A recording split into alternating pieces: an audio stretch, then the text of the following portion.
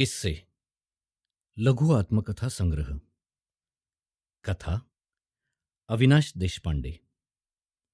शब्दांकन अंजली देशपांडे शेगुणशी. निवेदन अनिरुद्ध कापरेकर.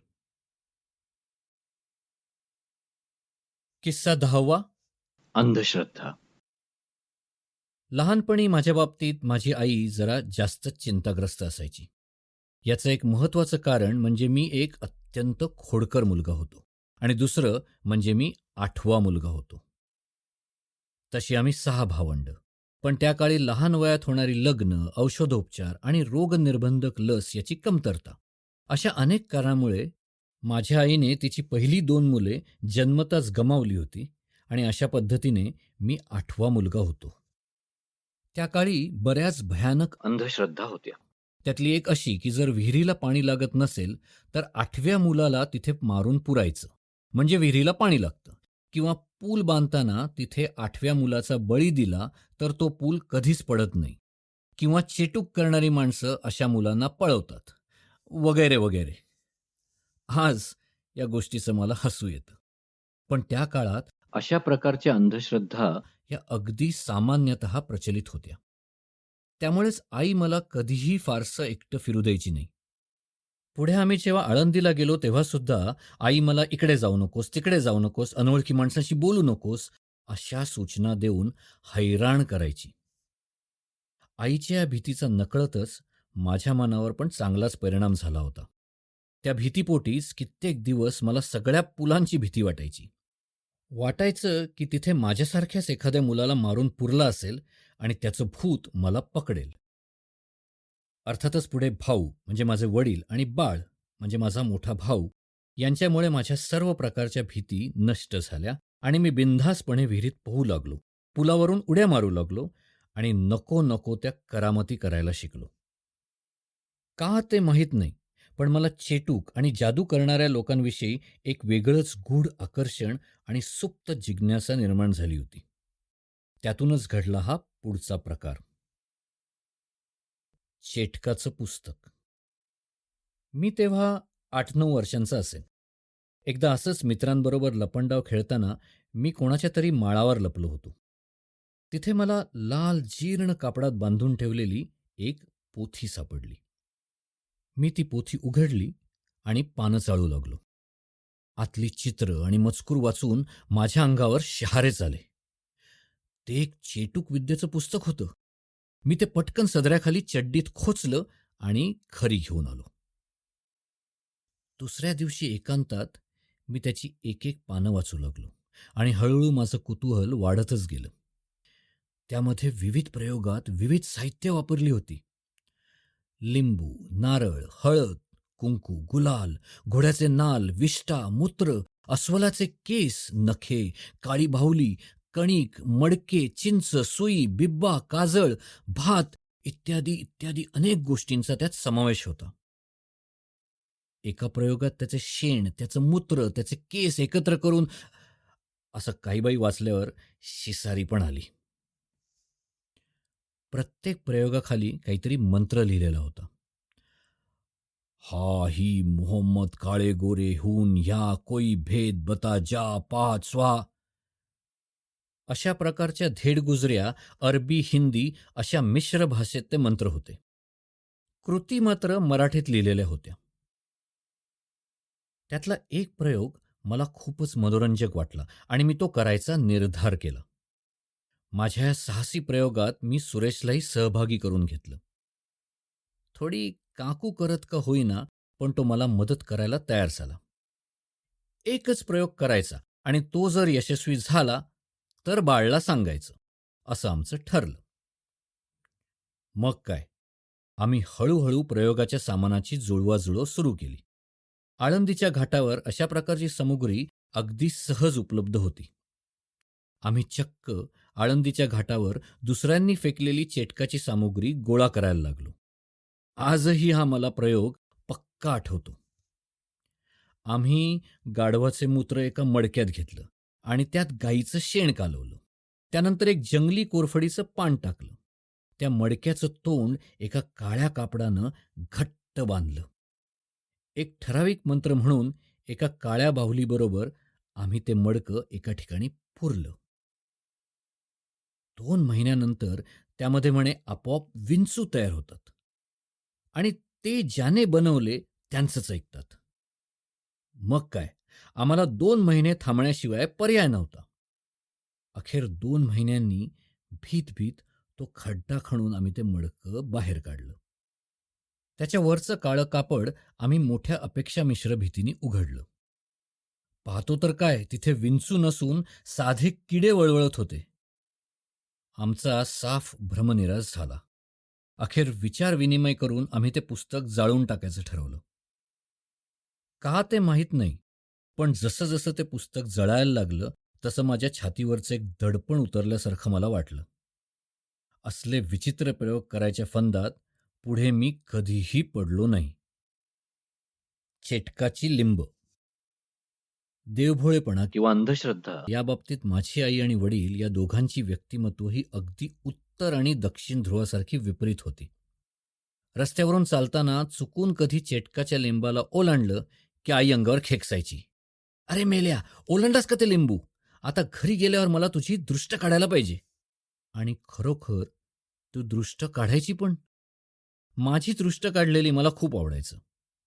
त्यामुळेच कधीकधी मी मुद्दामूनच ती लिंब ओलांडायचो. आमचे भाऊ मात्र या अंधश्रद्धावर उखडून असायचे. संध्याकाळच्या वेळी फेरफटका मारायला स्मशानघाटावर जाणं हा त्यांचा नित्याचाच उपक्रम होता. तिथे खूप निवांत आणि शांत वाटतं असं त्यांचं म्हणणं होतं. आई त्यांच्यावर चिडायची, पण त्या बाबतीत ते तिचं काहीही ऐकणार नाहीत हे माहीत असल्यामुळे मूग गिळून गप्प राहायची. कधीमधी मी पण त्यांच्याबरोबर स्मशानघाटावर फिरायला जायचा आग्रह करायचो, पण आई माझा बेत सपशेल हाणून पाडायची. आळंदीतल्या आमच्या वाड्यात मागच्या बाजूस 2 छोट्या खोल्या बरेचदा रिकाम्या असायच्या. कधीतरी माझ्या वडिलांचे 2 मित्र रात्री जेवण झाल्यावर तिथे गप्पा मारायला बसत. ज्ञानेश्वरी, राजकारण, अध्यात्म, जुन्या काळच्या काही गोष्टी अशा अनेक गोष्टींवर त्यांची चर्चा व्हायची. विशेषतः उन्हाळ्यात तर रात्री अगदी उशिरापर्यंत या गप्पांना उधाण यायचं. असंच एक दिवस माझे वडील आणि त्यांचे 2 मित्र वाड्यामागे निघाले आणि दारातच त्यांना गुलाल आणि टाचण्या टोचलेली काही लिंब आढळली. आता ही लिंब तिथे असणं हे त्यांना तसं थोडं अनपेक्षितच होतं. "काय रे राजा, आपण कोणाचं काय घोडं मारले? ही लिंब कोणी टाकली इथे?" त्यांचे 2 मित्र म्हणाले. त्यातले एक वाघमारे नावाचे एक शिक्षक होते. त्यांना या प्रकाराची थोडीफार माहिती असावी. ते म्हणाले, "थांब, मी बघतो." मग त्यांनी त्यातलं एक लिंबू उचललं आणि त्यातली टाचणी हळूच बाहेर काढली. नीट निरीक्षण करत करत त्यांनी हळूहळू सगळ्या टाचण्या बाहेर काढल्या. मग ते म्हणाले, "असले भुक्कड प्रकार कोकणात भरपूर चालतात. मी तिथे बराच काळ राहिलोय, त्यामुळे मला थोडीफार माहिती आहे प्रकारांची. म्हणून मी निश्चितपणे सांगतो की ही लिंब दूषित नाहीत. कोणीतरी शिकाऊ दिसतोय." असा शेरा देऊन ते माझ्याकडे वळले. "अविनाश, एक पातेलं, 4 पेले, थोडा गूळ, मीठ आणि एक सुरी घेऊन ये. तुला गंमत दाखवतो." मी अगदी उत्साहानं सगळं सामान घेऊन आलो. वाघमाऱ्यांनी ती लिंब धुवून आडवी चिरली आणि म्हणाले, "तसा पण आज खूप उकाडा आहे." मग त्यांनी मस्तपैकी माठातलं गार गार पाणी घेऊन त्यात ती लिंब पिळली. थोडा गूळ आणि मीठ टाकलं आणि मग ते ढवळलं. "हे तर लिंबू सरबत आहे," मी म्हणालो. मग ते गडगडाटी हसले. "मग तुला काय वाटलं होतं? हां? चल, तू पण घे एक पेला. मस्त सरबत आहे." मग काय, त्या लिंबाचं सरबत करून सगळेजण मस्त प्यायले. "तुम्हाला भीती नाही वाटत काही झालं तर?" मी विचारलं. "हे पहा, जर लिंबातली टाचणी गंजलेली नसली तर ते लिंबू खाण्यास योग्य असतं. कारण असं की गंजलेल्या गोष्टींमुळे धनुर्वात किंवा इतर काही विषाणूंचे रोग होऊ शकतात. ही असली लिंब आम्ही गेली 2 वर्ष पितोय आणि आम्हाला काहीही झालेलं नाही. आम्ही चांगले धडधाकट आहोत आणि यावरून असं सिद्ध होतं की चेडा चेटूक हे सगळं थोतांड आहे." भाऊंनी मला उत्तर दिलं. भूताचं घर. आळंदीत आमच्या घराच्यापासून जवळच मोहनचा एक मित्र राहायचा. तो वयाने मोहनपेक्षा थोडा मोठा होता, पण तरी त्याची आणि मोहनची चांगलीच गट्टी जमली होती. तो खूप सुंदर पतंग बनवायचा आणि त्यामुळे सगळे त्याला पतंग बनवणारा बापू असंच म्हणायचे. हा बापू त्यावेळी माझ्यापेक्षा निदान 10 एक वर्ष तरी मोठा असावा. त्याचे वडील वारले होते. मोठ्या बहिणीचं लग्न झालं होतं आणि घरात तो आणि त्याची आई असे दोघंच राहायचे. एक दिवस दुपारी मी मोहनच्या खूप मागे लागलो, की मला बापूकडून पतंग बनवून हवाय. मी काही त्याच्या घरी जात नाही बाबा. तो माळावर भेटला तर विचारेन. असं सांगून मोहनने माझी बोळवण केली. मग मी स्वतःहूनच बापूच्या घरी जायचं ठरवलं. वेळ अगदी भर दुपारची होती आणि मी त्याचं दार ठोठावलं. त्याच्या आईने दार उघडलं आणि काहीच न बोलता ती माझघरात निघून गेली. मी घरात शिरलो आणि त्याच्या खोलीत गेलो. त्याच्यासमोर लहान मोठे अनेक रंग आणि अनेक आकारांचे अतिशय सुंदर पतंग पडले होते आणि अगदी मधोमध बसून तो अजून एका पक्ष्याच्या आकाराचा पतंग बनवण्यात गर्क होता. माझी चाहूल लागताच तो थांबला. "काय रे अव्या, इकडं कसं काय आलास आज? मोहन कुठे आहे?" त्यानं विचारलं. "तो घरी आहे. त्यानं मला तुझ्याकडून एक मोठा पतंग आणायला सांगितलंय." मी बिनधास्त खोटं बोललो. त्याच्या भुवया थोड्या वाकड्या झाल्या. पण मग तो थोडा हसला आणि म्हणाला, "पण तो तर पतंग उडवतच नाही. मग त्याला कशाला पाहिजे पतंग?" "अ, त्याच्यासाठी नाही, माझ्यासाठी. मला खूप आवडतो ना पतंग म्हणून." मी खरं खरं सांगून टाकलं. मग तो अजून थोडा हसला आणि एक रंगीबेरंगी मध्यम आकाराचा पतंग त्याने माझ्या हातात दिला. मी तो अगदी आनंदाने स्वीकारला. "मी बसू इथे थोडा वेळ? तू कसा पतंग बनवतोस ते बघायला?" मी विचारलं. "हं." तो थोड्या नाराजीनं बोलला. "पण इथे हात नाही लावायचा कशाला, कळलं?" मी मान डोलावली आणि बसलो. ती वेळ खूपच शांत होती आणि तो काहीच बोलत नव्हता. मला अचानक एका दुसऱ्या खोलीतून कोणीतरी कणल्याचा आवाज आला. "कोणी आजारी आहे का?" मी विचारलं. पण त्याने दुर्लक्ष केलं. मी परत एकदा तेच विचारल्यावर त्याने मला तोंडावर बोट ठेवून गप्प बसायची खूण केली. "चुपचाप बस, नाहीतर निघ." तो रागानं म्हणाला. पण मी पण बिलंदर. पाणी मागायचं निमित्त करून त्याच्या स्वयंपाकघराकडे निघालो आणि आवाज अजूनच जोरजोरात यायला लागला. मी स्वयंपाकघरात पोचलो आणि त्याच्या आईला पाणी मागितलं. तिने माठातून एक भांडं भरून पाणी काढून माझ्या हातात दिलं. "कोणी आजारी आहे का?" मी विचारलं. "नाही." तिने एका शब्दानं उत्तर दिलं. "मग आतल्या खोलीत कोण कणतंय?" मी विचारलं आणि मग मात्र ती चपापली. "तुला पण ऐकू येतं?" असं तिने विचारलं. मी मान डोलावली. "काही नाही. तुला उगीच वाटतंय. चल पळ इथून." असं म्हणून तिनं मला हाकलवलं. आता माझी उत्सुकता शिगेला पोचली. हा आवाज एका कडी घातलेल्या खोलीतून येत होता. मी त्या दिशेने पुढे सरकलो. हळूच त्या दाराची कडी उघडली आणि दार ढकललं. पाहतो तर काय, त्या खोलीत कोणीच नव्हतं. कोपऱ्यात एक रिकामी गादी नसलेली कॉट होती. मी खाली वाकून पाहिलं, पण कॉटखाली पण काहीच नव्हतं. पण आवाज मात्र नक्की तिथूनच येत होता. मग मी इकडे तिकडे पाहिलं. तिथे रेडिओ वगैरे पण काहीच नव्हतं आणि खोलीची खिडकी पण बंद होती. आवाज अगदी स्पष्टपणे कॉट जवळच येत होता. मी परत बापूकडे गेलो. त्या खोलीत कोणीच नाहीये. मग आवाज कोणाचा येतोय?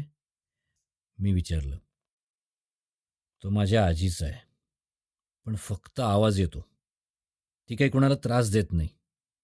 तो म्हणाला. मी जरा बुचकळ्यात पडलो. पण तिथे तर कोणीच नाहीये. आजी 3 वर्षापूर्वीच गेली. तिचं भूत आहे. ते फक्त आवाज करतं. पण बाकी काही त्रास-बीस देत नाही कोणाला. तो हसून म्हणाला आणि मी ताडकन उडालोच. मी जातो. असं सांगून मी तिथून जो पळ काढला तो थेट घरीच थांबलो. घरी आल्यावर धापा टाकत मी हा सगळा वृत्तांत मोहनला सांगितलं. त्याच्या घरात त्याच्या आजीचं भूत आहे असं मी पण ऐकलंय. तिला दम्याचा आजार होता, पण तिला जाऊन 3-4 वर्ष झाली, तरी त्या खोलीतून तिच्या कणल्याचा आवाज येतो म्हणे.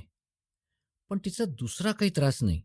त्यामुळे ते तिथेच राहतात आणि त्या आवाजाकडे दुर्लक्ष करतात.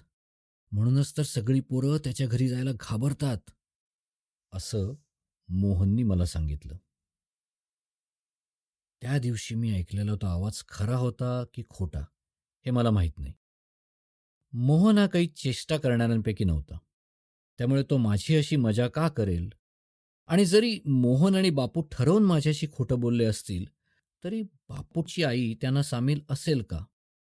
हे सांगणं मला कठीण आहे. पण हे निश्चित, की माझ्या आयुष्यातला असल्या प्रकाराचा हा असा पहिलाच अनुभव होता. चेटकाची फळं.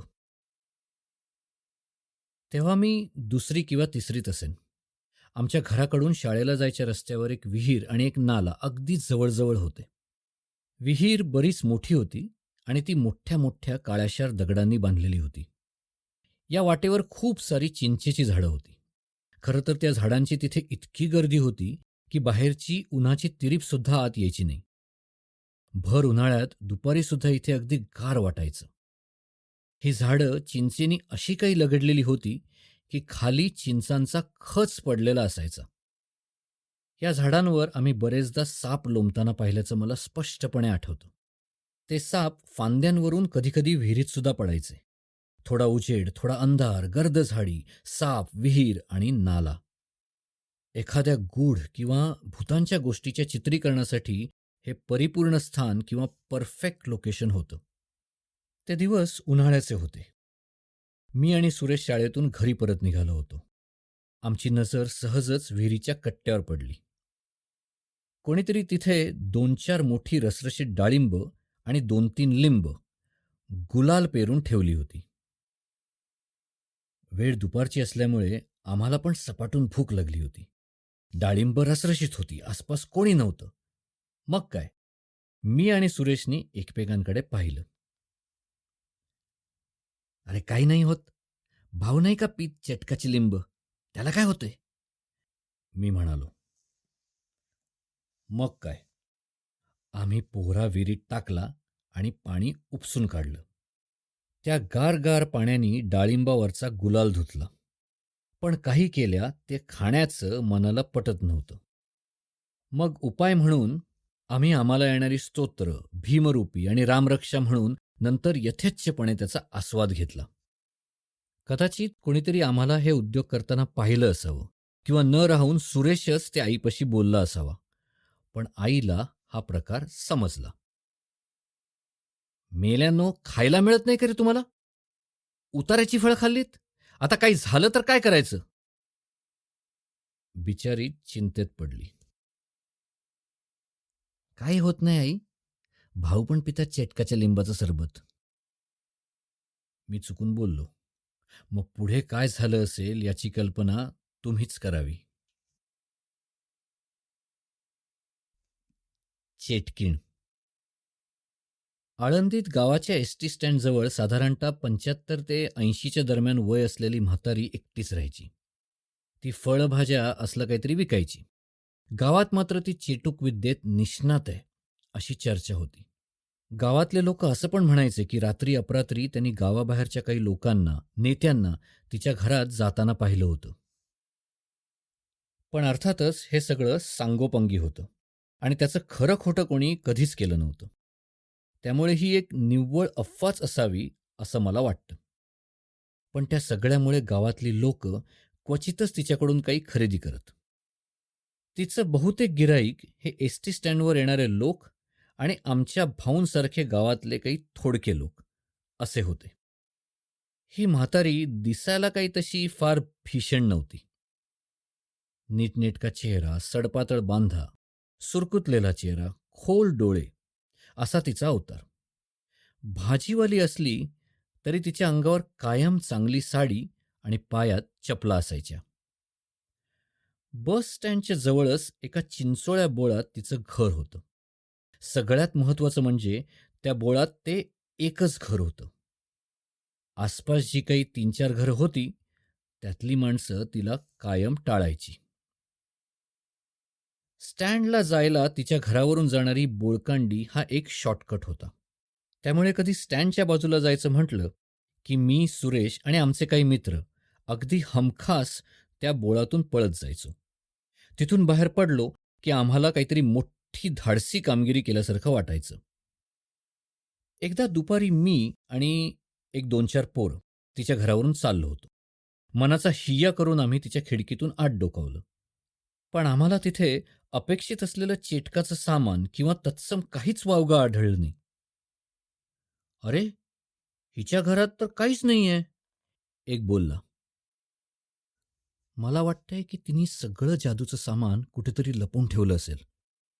आत्ता ती घरात नाहीये. चल जायचं का आत?" दुसऱ्यानं सुचवलं.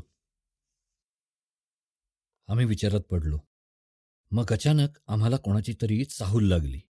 मागे वळून पाहतो तर काय, ती म्हातारी आमच्या अगदी मागेच उभी होती. तिला पाहून क्षणभर आमची बोबडीच वळली. पण ती काहीच बोलली नाही. फक्त आमच्याकडे टक लावून पाहत राहिली. मग काय, आम्ही एकमेकांकडे पाहिलं आणि आरडाओरडा करत अक्षरशः जीव मुठीत घेऊन पळालो. खूप लांब गेल्यावर आम्ही पळायचे थांबलो. आमची छाती अगदी भात्यासारखी जोरजोरात वर-खाली होत होती आणि त्यात चाललेली धडधड अगदी आगगाडीसारखी स्पष्टपणे ऐकू येत होती. आम्ही मागे वळून पाहिलं.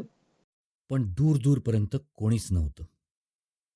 या प्रकरणानंतर जेव्हा-जेव्हा तिची आणि माझी स्टँडच्या आसपास नजरानजर व्हायची, ती हळूच गालातल्या गालात हसायची. कदाचित आम्ही तिला घाबरलो याची तिला गंमत वाटली असावी. मग काही महिन्यांनी ती आम्हाला स्टँडवर खूप दिवस दिसलीच नाही. तिच्या घरासमोरच्या बोळकांडीतून आम्ही भरभर चालत निघालो आणि आम्हाला कसला तरी वास आला, पण आम्ही दुर्लक्ष केलं. स्टँडवर पोचल्यावर म्हातारी दिसली नाही. मग 2-3 दिवस आम्ही पाळत ठेवली, पण म्हातारीचा पत्ता नव्हता. मग अचानक दुपारी भाऊ आले आणि आईला म्हणाले, "ती स्टँडवरची म्हातारी मेली. काय लोक आहेत. बिचारी केव्हा मेली कोणाला माहीत पण नाही. चेटकीण चेटकीण म्हणून तिच्या प्रेताला कोणी हात लावायला सुद्धा तयार नाहीये. माणुसकी नावाचा काही प्रकारच उरला नाहीये गावात." चेडाचेटूक करणाऱ्यांचा अंत असाच होतो. तुम्ही तिकडे जाऊ नका उगाच. तिचं भूत तुमच्या मानेवर बसलं तर? आई तिच्या भोळसट भीतीपोटी बोलली आणि भाऊ तिच्यावर जाम उखडले. काय बोलताय? डोकं जाग्यावर आहे का तुमचं? मला आणि वाघमाऱ्याला तिचं प्रेत उचलणं शक्य नव्हतं म्हणून आम्ही नगरपालिकेच्या लोकांना सांगितलंय. आता थोड्या वेळाने जाऊन आम्ही तिची योग्य ती विल्हेवाट लावू. असं बोलून ते रागारागाने चालते झाले.